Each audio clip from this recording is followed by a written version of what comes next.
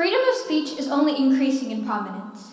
In our society, people are being encouraged more and more to speak up and to have their own voice. Take the Me Too movement, for example, that is sweeping the world of media. Women are being encouraged to tell their experiences of assault and advocate for the rights of their body. Freedom of speech like this ensures that everyone has the opportunity to be heard and to make a difference. Not only is freedom of speech an important part of society, disagreement is vital as well, believe it or not. You can't have change without disagreement, without disruption. How do you think the car was invented?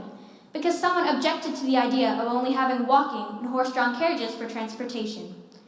We can only improve as a society when we challenge the norms, because by disagreeing, we gain more ideas and more perspectives. This way we can learn to be more inclusive and advance ourselves. But where do we draw the line? It's true, everyone has a right to their own voice and opinion, but does this mean that hypothetically, someone has the right to propagate hatred to another just because they have freedom of speech?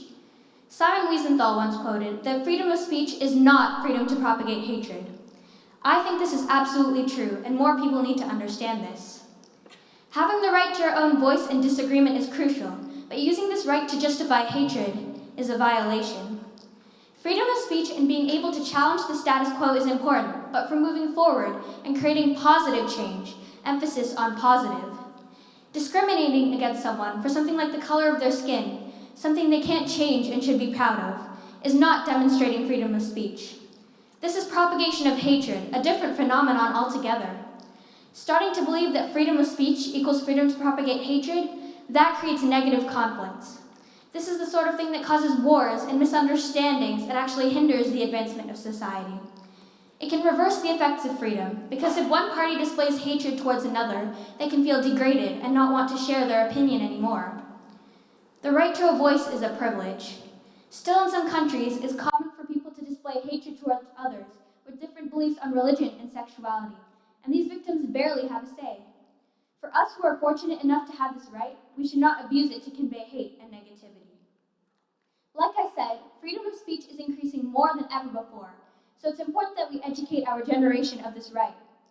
By joining social justice organizations and clubs, gaining a good understanding of the news, and even just having conversations with peers and family about current events, we are exercising our ability to use our freedom of speech rights.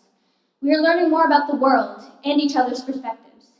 We, the students of today, are the leaders of tomorrow, so by creating a healthy environment to speak and being inclusive and respectful towards everyone, even if they don't agree with us, we are positively using our voice and demonstrating that freedom of speech is not for displaying spite. From now on, we must understand this universal right, promote constructive change, and challenge the hatred using our voice. Trust me, your voice will continue to be your greatest asset as you go on to become a leader, so use it wisely. Thank you.